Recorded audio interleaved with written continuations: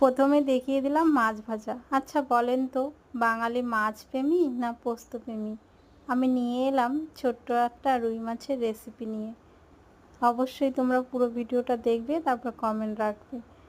মাছ ভাজার পরে যে তেলটা ছিল তার মধ্যে কালো জিরে আর তেজপাতা ফোড়ন দিয়ে আমি পেঁয়াজটা সুন্দর করে ভেজে নেব, লাল লাল করে। যতক্ষণ লাল না হবে ততক্ষণ ভেজেই যাব।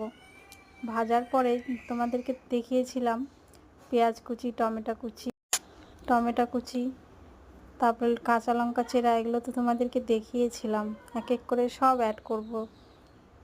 পেঁয়াজটা ভালো করে ভাজা হয়ে গেলে এর মধ্যে দিয়ে দেব টমেটো চেরাটা একটু নরম নরম হয়ে এলে তারপরে দিয়ে দেব বেটে রাখা মশলা।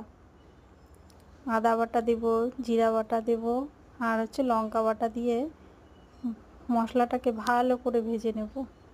ভাজা হয়ে গেলে এর মধ্যে দিয়ে বেটে রাখা পোস্তটা দিয়ে খুব ভালো করে ভেজে তারপরে এটার মধ্যে জল এড করব। পোস্তটাই যে আমি দিয়ে দিয়েছি, এর মধ্যে আমি এখন পোস্তটাকে ভালো করে ভেজে নেব যাতে কাঁচা গন্ধ না আসে। এই যে ভাজা হয়ে গেল, এর মধ্যে এখন আমি জল এড করব।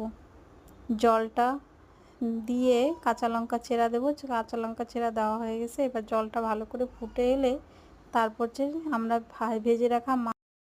ভেজে রাখা মাছটা ছেড়ে দেব।